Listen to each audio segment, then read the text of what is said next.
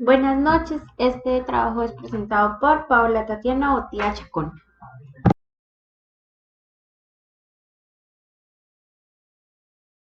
El presupuesto es una actividad muy importante dentro de las organizaciones. Uno de los más importantes es el presupuesto financiero. ¿Por qué? Porque esta es la simple proyección de ingresos o egresos de distintos orígenes en un periodo determinado.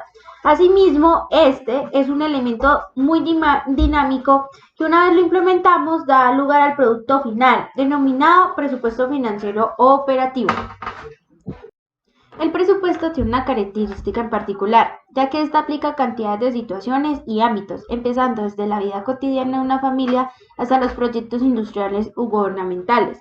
Para la elaboración de un presupuesto se hace ya que se permite que las empresas, las autoridades, las entidades privadas o familias establezcan prioridades y puedan evaluar la consecución de los objetivos tanto tempranos, medianos y en largo plazo.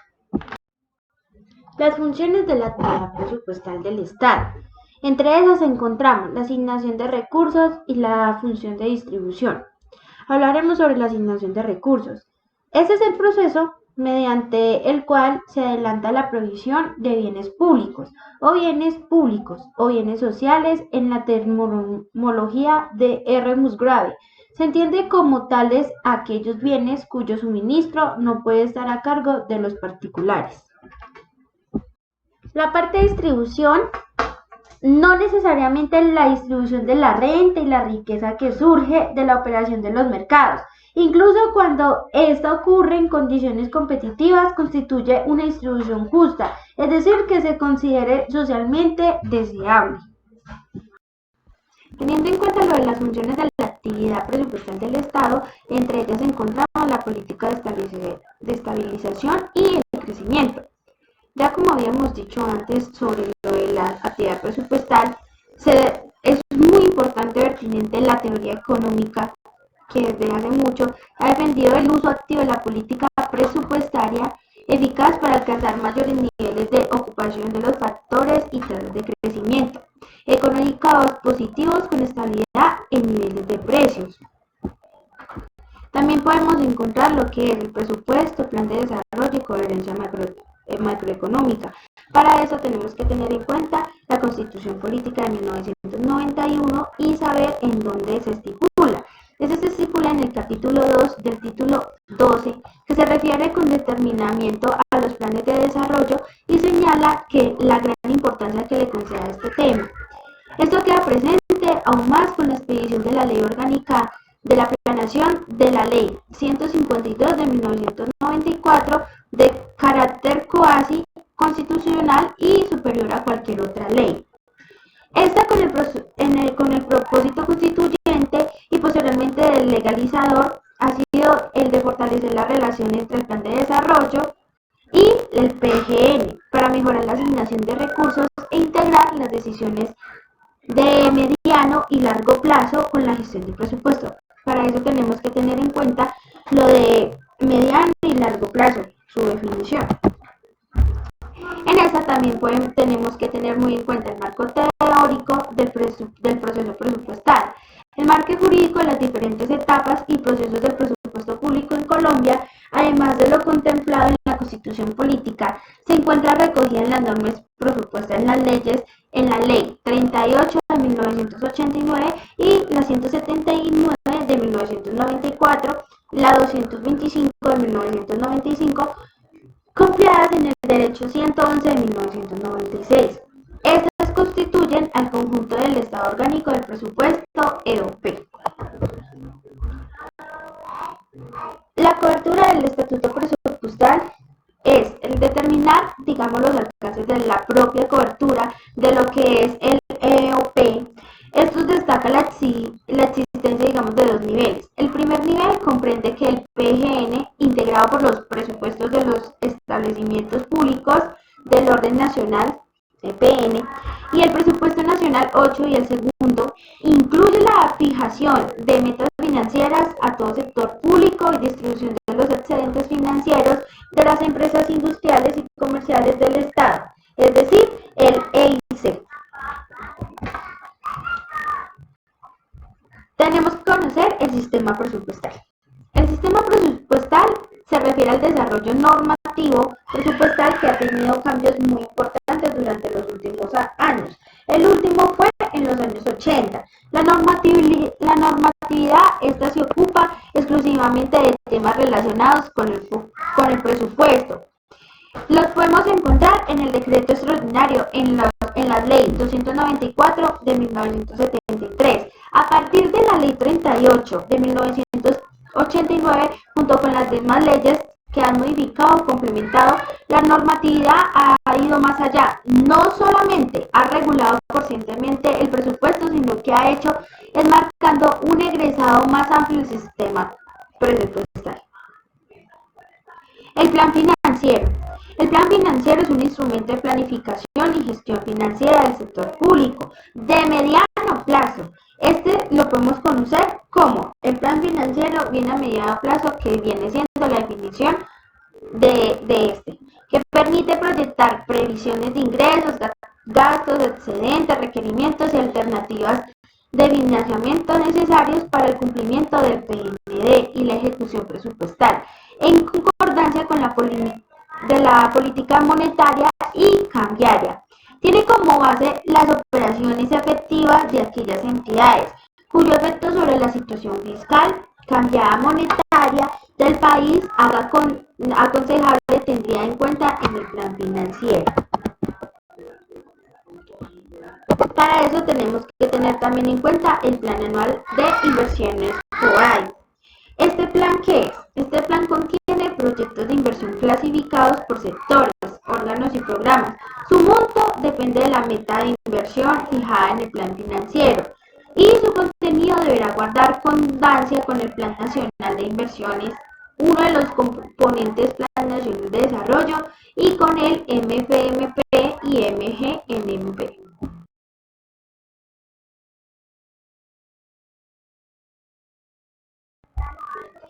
El marco de gasto de mediano plazo. Desde el año 2006 se ha desarrollado un proceso de programación presupuestal anual enfocada en el mediano plazo y organizado bajo el esquema sectorial. Buscamos promover una discusión amplia, estratégica y disciplinada entre las autoridades de presupuesto y planeación en los diferentes sectores que conforman el PGN.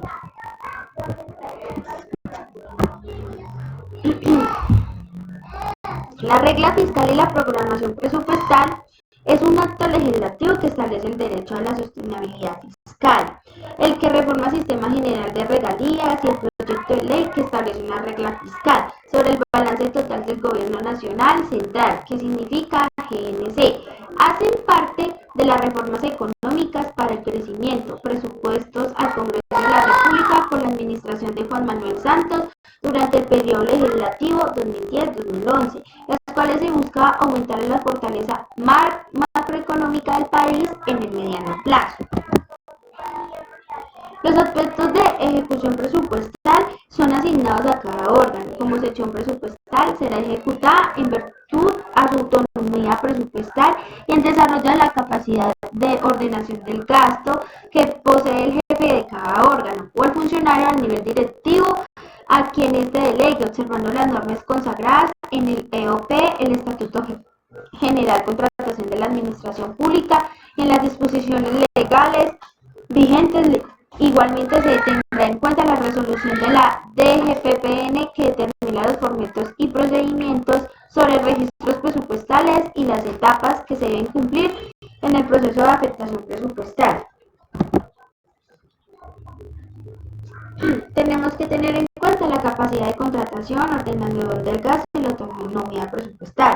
Con respecto a la capacidad de contratación, ordenación del gasto y la autonomía, es necesario mencionar que los órganos son una sección en el PGN que tiene como capacidad de contratar y comprometer en nombre de la persona jurídica la cual haga parte y ordenar el gasto en el desarrollo de las apropiaciones incorporadas a la respectiva sección, a lo que constituye la autonomía presupuestal o se refiere a la constitución política y a la ley.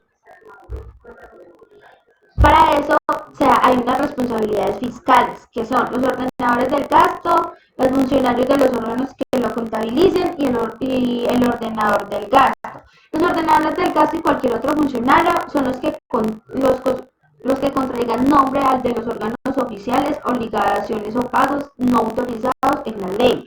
Los funcionarios de los órganos que contabilicen obligaciones contraídas contra expresa prohibición o emitan giros para el gasto de las mismas.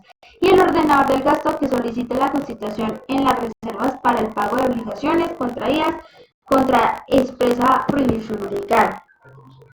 La ejecución de los ingresos son fundamentales en la responsabilidad de la Constitución del Presidente de la República al velar debido al recaudo de las rentas y recursos de capital, así como adecuada asignación, acorde a las leyes. En cuanto a los recursos de la nación, es competida que el MHCP consiste en el recaudo a través de la DGPTN de las rentas y recursos de capital que permiten efectuar la situación de fondos para atender los compromisos adquiridos para el órgano del PGN.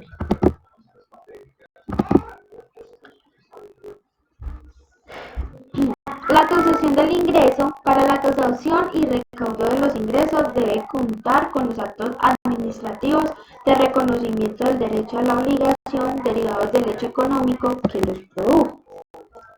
El recaudo. Ese recaudo constituye 1.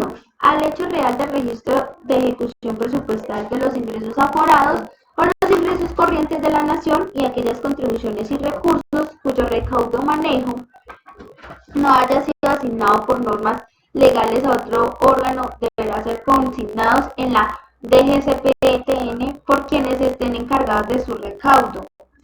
Asimismo, las superintendencias que no sean sección presupuestal deben consignar en esa misma dependencia con la periodicidad indicada en la ley el valor total de las contribuciones establecidas por el funcionamiento de los ingresos propios de los EPN en recaudos directamente por los de conformidad con las normas legales.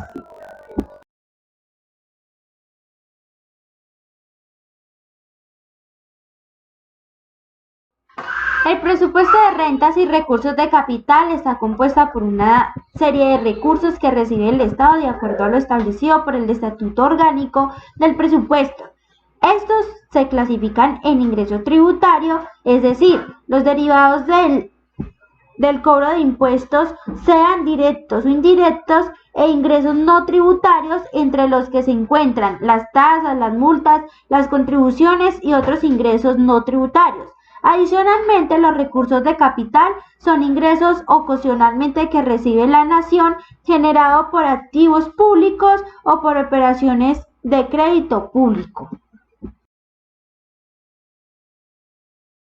Los ingresos corrientes se dividen en tributarios y no tributarios. Los tributarios podemos conocer como los impuestos directos y los impuestos indirectos. Y los no tributarios los conocemos como tasas, multas, aportes y participaciones, regalías, rentas ocasionales o otros ingresos no tributarios.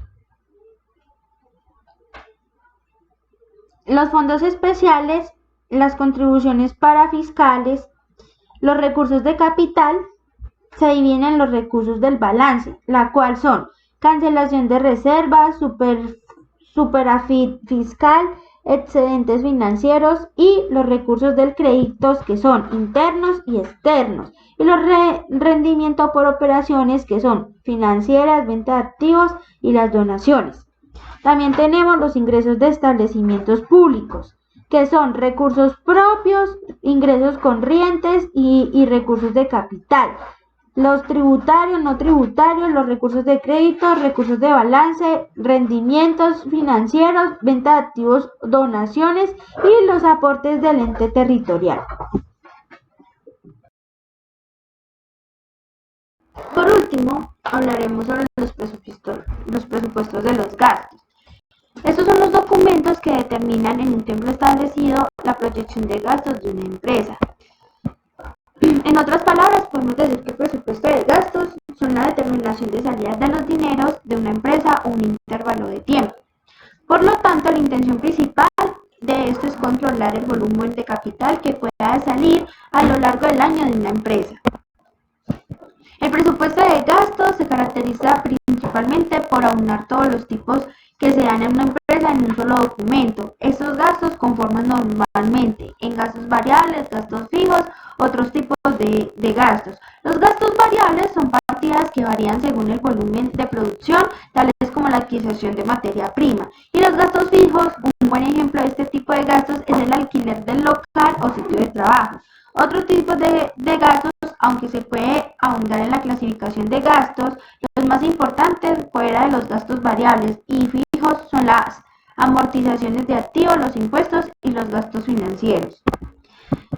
Teniendo en cuenta los tres factores de los que se nutre el presupuesto de gastos en su totalidad, se puede afirmar que lo que busca mostrar el presupuesto de gastos es que paso e importante cada uno de los gastos de la empresa.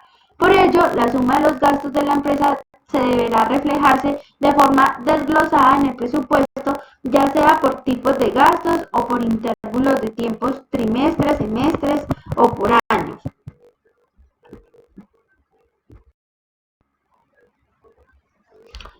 Por ello, el análisis de los gastos de una empresa nos puede advertir los tipos importantes de demanda que podrán ser atendidos si estamos avisados mediante la confección de este tipo de presupuestos.